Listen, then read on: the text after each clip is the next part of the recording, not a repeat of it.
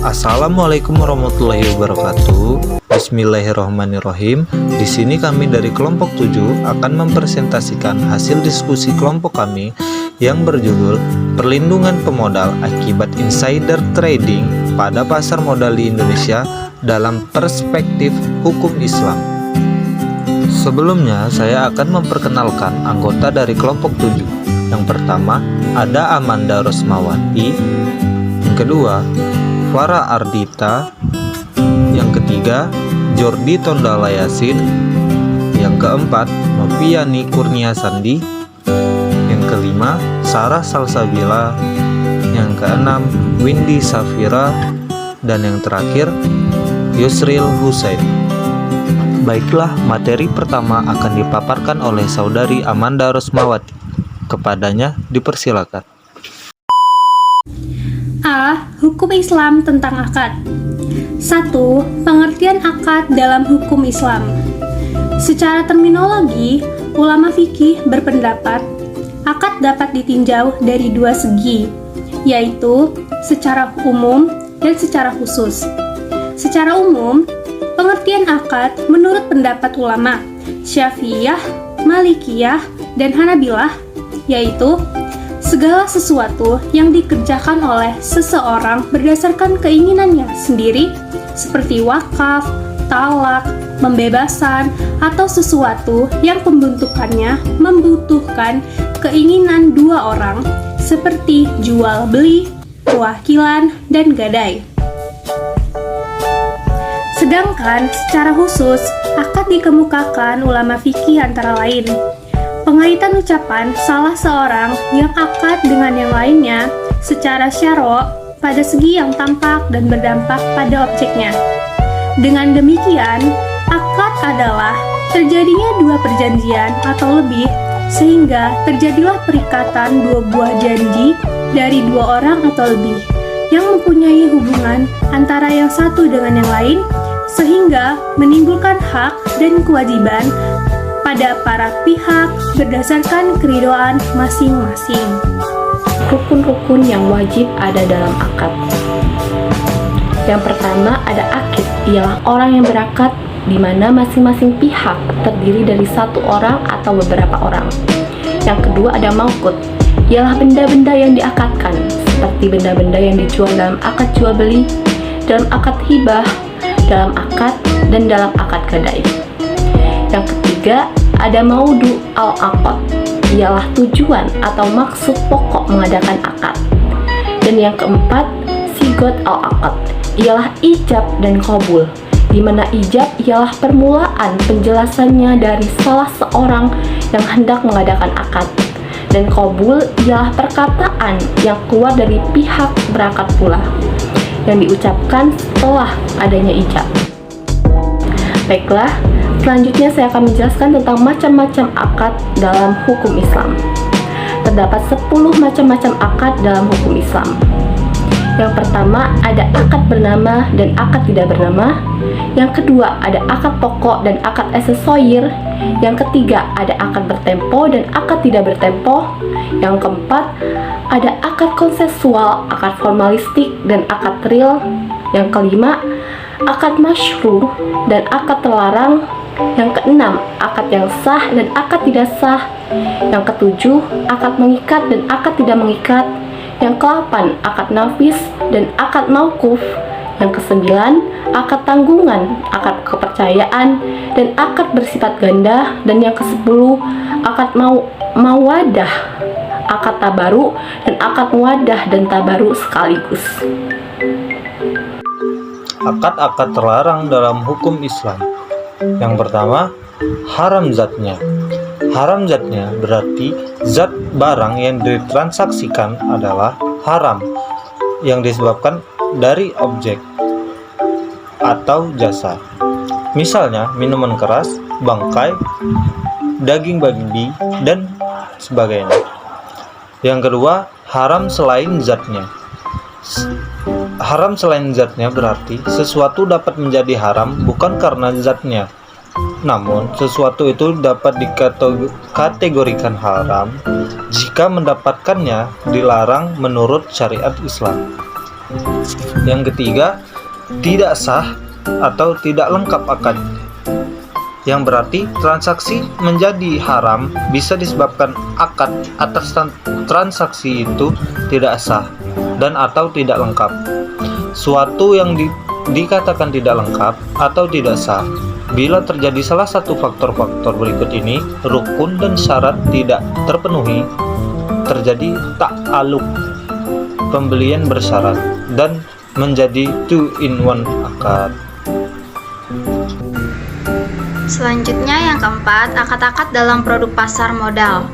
Yang A, mudharabah atau qirat adalah akad kerjasama suatu usaha antara dua pihak yang dimana pihak pertama atau sohib al-mal sebagai pemilik modal dan pihak kedua selaku pengelola atau mudharib, dan keuntungan dibagi sesuai kesepakatan di dalam awal kontrak. Yang B, musyarakah adalah akad kerjasama antara dua pihak di dalam suatu usaha tertentu di mana masing-masing pihak saling mencampurkan dana dan berkontribusi dalam usaha tersebut. Keuntungan dan kerugian ditanggung bersama sesuai di awal kontrak. Yang C, kafalah adalah jaminan yang diberikan oleh penanggung kepada pihak ketiga untuk memenuhi kewajiban pihak kedua atau yang ditanggung. Dan yang terakhir D, wakalah adalah pelimpahan kekuasaan oleh satu pihak kepada pihak lain dalam hal yang dapat diwakilkan. D. Pasar modal di Indonesia. Pasar modal dapat didefinisikan sebagai pasar yang memperjualbelikan berbagai instrumen keuangan jangka panjang, baik dalam bentuk utang maupun modal sendiri yang diterbitkan oleh perusahaan swasta dengan menggunakan jasa makalar dan underwriting.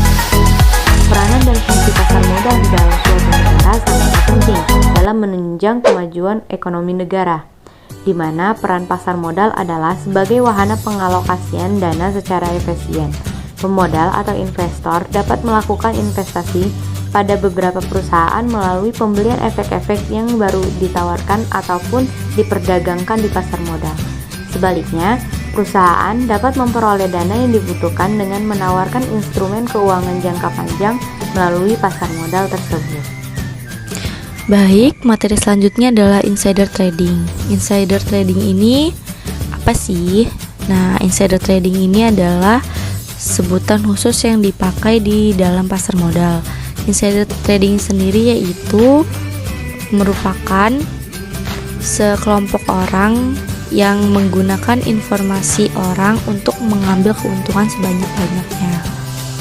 Nah, demikian ada 3 hal pokok yang dilengkapi proses insider trading ini. Yang pertama, informasi perusahaan yang masih rahasia dan bersifat material, serta adanya perdagangan saham oleh pihak orang dalam.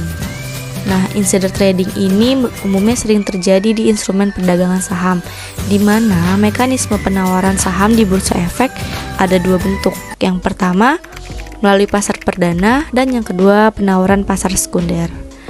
Sebenarnya praktik insider trading ini sangat dilarang dalam Islam tentunya, karena menyebabkan banyak kerugian yang ditimbulkan terutama para investor kecil yang jangkauan informasinya yang dimiliki sangat lemah dan berbahaya bagi kelangsungan hidup di pasar modal dan di Indonesia, dikarenakan dapat merusak berjalannya pasar seperti pembentukan harga pasar yang tidak adil dan perlakuan yang tidak adil ini diantaranya para pelaku pasar. Terima kasih. Kesimpulan, perlindungan pemodal akibat praktik insider trading apabila dilihat dari perspektif hukum Islam telah sesuai dengan semangat hukum Islam. Hal ini dapat dilihat dari indikasi berikut: A.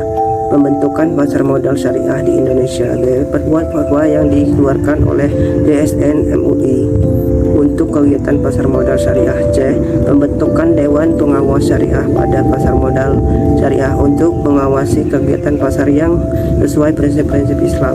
D. Kriteria bagi emiten dan perusahaan publik yang harus dipenuhi untuk menjadi emiten syariah, sehingga terpenuhi faktor dalam muamalah, yakni input, proses, dan pemanfaatan hasil yang semuanya halal, sehingga jelas apabila emiten dan perusahaan publik syariah melakukan pelanggaran maupun kejahatan dalam pasar modal, khususnya kejahatan insider trading, maka secara otomatis produk efek syariahnya sudah bukan produk efek syariah sebagai bentuk tindak tegas MUI untuk melindungi pemodal pada pasar modal di Indonesia.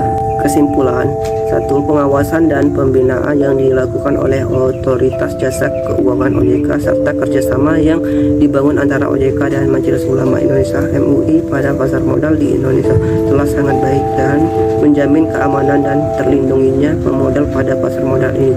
Dapat dilihat dari regulasi yang sangat ketat yang dikeluarkan oleh OJK untuk emiten dan perusahaan publik, dan pengawasan emiten dan perusahaan publik mulai dari laporan keuangan, perusahaan, perubahan pemegang saham, dan lainnya, serta diikuti dengan edukasi dan sosialisasi OJK baik kepada emiten maupun pemodal untuk mencegah pelanggaran dan kejahatan dalam pasar modal. Begitu pula DSN MUI selalu melakukan koordinasi dan konsultasi kepada OJK untuk terselenggaranya fatwa agar sesuai prinsip-prinsip syariah, dan melakukan kegiatan edukasi dan sosialisasi untuk mengenal produk-produk pasar modal syariah yang dijamin kehalalannya, sehingga meningkatkan jumlah pemodal syariah. Dengan demikian, investasi pada pasar modal di Indonesia baik konvensional maupun syariah aman dan terlindungi. Ditambah dalam pasar modal syariah dijamin kehalalannya bagi pemodal yang ingin berinvestasi yang sesuai dengan visi. Terima kasih. Sekian dari saya kembalikan kepada moderator. Sekian presentasi dari kelompok ini. Jika ada kesalahan dan kekurangan kami mohon maaf. Pada Allah kami mohon ampun. Wabillahi taufiq wal hidayah. Wassalamualaikum warahmatullahi wabarakatuh.